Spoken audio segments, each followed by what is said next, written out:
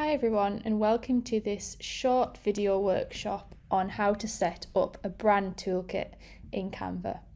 It's worth saying that the brand toolkit feature is part of the Pro version of Canva, so you will need the Pro version in order to utilize this. It is a really good tool to have because it means everything that you create can be consistently set up in your brand at the click of a button. So if you have the Pro version, we'll walk you through how to set up the brand toolkit. So first of all, we're going to head into Canva, and if you go to the home page, this interface that you see, your brand toolkit will be in this left-hand menu here. We go to brand, and you'll see there's kits, templates, and controls. So we are going to set up a new brand toolkit, and I'm going to call this, you can call your toolkit whatever you want it to be. I'm going to call this Electrify Brand Toolkit because I'm going to use my organisation's brand just to walk you through the steps. So you hit create, and you will then see a blank toolkit appears for us to populate, and down the left hand side here you can see all of the elements that make up the brand toolkit that you can navigate to down the left hand side. Generally speaking, the three most important bits to have are your logos, your colours and your fonts, so the first three elements. The other things after that are kind of additional, but if you've got those three in place, you'll be in a really good position to start creating really consistent designs. As mentioned, those three tools tend to be the three that we need. So I'm just going to open up a brand guideline here for a second, which is what we're going to use. So you're going to see some of these logos and colours in the toolkit that we're going to populate. This is a one-page brand guideline. It's got the logos, the typography and fonts, and the colours, and they're the three things that you really need to be able to do consistent design and have something really consistent. Some organisations have guidelines like this, others don't. If you don't worry. It's something that you can build as part of the toolkit and develop. If you are having logos and things designed, or brands designed, it's always good to ask your designers for a file like this that can kind of keep you on the straight and narrow in terms of how things look in terms of consistency. So you will see these things pop up in the Canva toolkit. So I'm going to head back to Canva here, and we're going to start with the logos. So you can either click and upload and find a file in your system. Today I'm just going to show via the desktop. I'm going to go into this Electrify brand folder, and we've got the logos there, and this is quite a nice feature that you can select them and simply drag them into your Canva. So I'll make that full screen again. So we have the logos that are now uploaded within the toolkit. So as you'll see, there are three logos here. There's a master logo that's white, and then a master logo that's navy and pink. So for this particular brand, we have two logo types that we use, a navy one and a pink one. But it's always recommended to make sure that you have a white version of your logo. So at a minimum, a colour version and a white version, and that's because if you're designing something that uses a coloured background, you'll want to apply the white one on top for accessibility purposes. So in this section, I would say have at least those two logos implemented into the toolkit. So the first thing is your logo, and you've got that set up and that's in there. We then can either scroll down to colours, or we can select colours here down the left hand menu. So this is where we want to add our colour palette. So from the brand guideline that we just had a look at, which I'll open up again in a second, we'll be able to pull colours directly from that. So you can add your colours in here. So if you haven't got any, you can select them using this colour wheel. So it's got every colour you could possibly think of, and you could start to build some colours within that. If you know the codes of your colours, if you do have a brand guideline, you can simply type the colour codes in here. Alternatively, you can use the pick a colour tool, which will select a colour from anywhere on your window. So if you had something open, we'd be able to look at that. So what I'm going to do is I'm just going to reopen our brand guideline again so that we can pick some of the colours off it. So I'm going to make that a little bit smaller, and I'm going to move our Canva window over here just so we can see everything. So in terms of the colours, using the picker tool, I could go in and select the navy colour here. And again, if I wanted to say, right, I want the pink as well. So they're the kind of main primary colours. So I'm actually going to call this the primary colour palette. And there we've got the kind of the pink and the navy colour that we see from our logo. So we could have also pulled those from this logo file up here.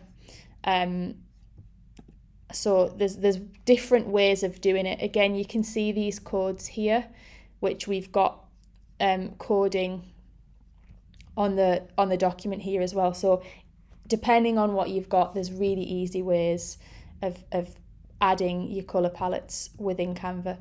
I'm just going to add a new colour palette by selecting add new and add palette, and I'm just going to select a random colour for now, and then we can get rid of them. So this one is going to be our secondary colour palette, so that automatically gave that a name based on the sample one I selected, but I'm going to select the secondary colour palette there, and I'll just shrink that down a little bit. And what we're going to do again is add in our secondary colours from here. So we've got a range of secondary colours. So there's the purple there, and if I add new here, again the blue's got a code you can see here of 00A5DF. So I'm just going to type that in, and that selects the blue. So there's a couple of different ways that you can do that. So I'm going to just go ahead and pop these colours into the system, and we've got a nice yellow there as well, and one more. I'm just going to use the eyedrop tool because that's the fastest one, and we've got the orange colour there as well. So I'm going to make this, get rid of that, we can make this full screen again. So now we've got a logo, a primary colour palette and a secondary colour palette, and they're really easy to add in, and as I say, you can use this colour wheel to select colours if you haven't got any that complement your logo and your brand. So if you're wanting to play around and experiment with things, that's also a really useful thing that you can do. In terms of fonts, which is the next most important thing that we need, the Canva toolkit already sets out titles, subtitles, headings, subheadings, section headers, which is very helpful. So we can click into the fonts and it'll suggest title sizes, which is pretty good. You can change to bold and italic if you wish, and if you choose a font, it will bring up all of the fonts that are available in Canva. There's loads to choose from. Alternatively, if you have a font, you can click the upload a font button and upload a bespoke font. So the font that was used in part of the brand guideline that I've just shown you is Source Sans Pro. So I'm just going to click on that. For headings, we make it bold, and again you can apply the font, and that pops up here for us at the top. For all of the different elements, we want everything to be Source Sans Pro, so that's nice and easy. One of the things that is actually quite helpful if you have no idea where to start with fonts is if we navigate to Google Fonts. So if you just head to fonts.google.com or do a Google search, we can search for free fonts that you can download off Google and then upload into Canva. But you can actually test what it looks like. So you might type something that your brand might talk about. So I'm just going to say, this is my brand. And I can see here lots of different ways that looks in different fonts. So your font should be paired to your sort of brand feel. So if you're quite a soft brand, maybe something curved. Whereas if you're quite a playful brand, there's even playful feelings down the side here. So you can select, I would like playful and handwritten fonts, and then it'll bring up a selection of playful and handwritten fonts, and then you can, if you like this one, for example, you can download them. So I think that's just a tip, that if you don't know where to start with fonts, Google Fonts is a really good place. So we've put our fonts in, and maybe we don't want to use like quotes and captions and things, so they just stay grayed out. Once you've got these elements in the toolkit, you will be able to design things because you've got the three main bits. If we go a little bit further, the next thing that we see in the toolkit is the brand voice. So if lots of different people in your organisation are going to use your brand toolkit, sometimes it's nice to put a bit of a message in about brand voice in case they were designing a social post with some copy on, for example, and you need to remind people of the style of your brand and the style that you write in. So you can add anything in here just about how to write. So for example, we could say we always write in first person with a warm tone. And it could be something as simple as that. So you can use a bit of copy there to complement your brand in terms of creating designs. Photos is another good one. You may have lots of photography that you've taken yourself, or lots of types of photography and stock imagery that you use. Obviously, there's lots of free photos within Canva, but if you have your own photography style, it's good to add it in here. So again, I'm going to navigate back to the desktop where I have, I'll just make that a bit bigger again, where we have within the Electrify brand some photos. And I'm just going to, again, it's as simple as dragging and dropping them in, and they upload themselves into there. So our photography style thinks about using elements of our brand colours within every photograph that we use professionally. So you'll see here the green and the pinks. There's lots of different colours in that one, but the blue there. So we always try and have, as a general rule, is to have a few pops of our brand colour in all photos. And once your photos are up in here as the library, you can then just apply them to drag and drop or click to apply them to design. So it's quite nice to build a bank of photography in the brand kit that is really meaningful and useful. Graphics is another good tool. Graphics and icons, quite similar. So you may have some brand icons or some brand graphics and shapes that you use. So again, I'm just going to navigate to the desktop at the side here. We use some icons, which I'll drag and drop in various different colours. And your graphics might be different, like shapes that you use, or like underlines or illustrative elements that you can add in. Icons are pretty similar. So these icons pull from the, I'll just scroll up, they pull from the I in the Electrify logo. So that's where that kind of asset pulls out. So you can see how it all starts to fit together visually. And they can then be used on designs.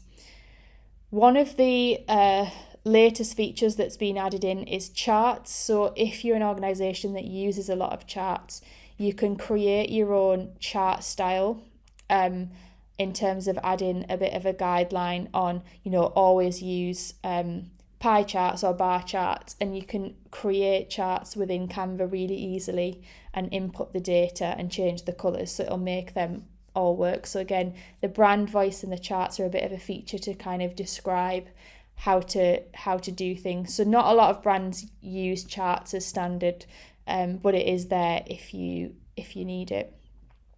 So once you've got everything in your brand toolkit, everything auto saves as you go, but once you've got everything in your brand toolkit, it'll always remain there. So if I go back to the brand kits, so there's quite a few in here in this Canva account, but the Electrify brand toolkit that we've just set up will always sit there, and you can go in and make changes and build on it as you go. So particularly if you're experimenting with colour, you might play around with some designs and actually decide your colour palette isn't quite right, and you can go in and change it and save it, so it sits there as the kind of master set. When you go to then create a design, so I'm just going to go to the home page, and I'm just going to create an Instagram post. So we've got a blank piece of design, and we're going to create something with it. Again, you access your brand down this left-hand side, so it should pop up down the side, and you've got all of your colours and fonts and everything that you've added into that section. So that's how you navigate to it within designs. And again, if you go back to the home page, you've got your toolkit in your brand section down the side. So hopefully that helps in terms of step by step how to go through and do things. It is very, very intuitive with drag and drop or click and upload, and there's room to play around if you don't have a brand in place.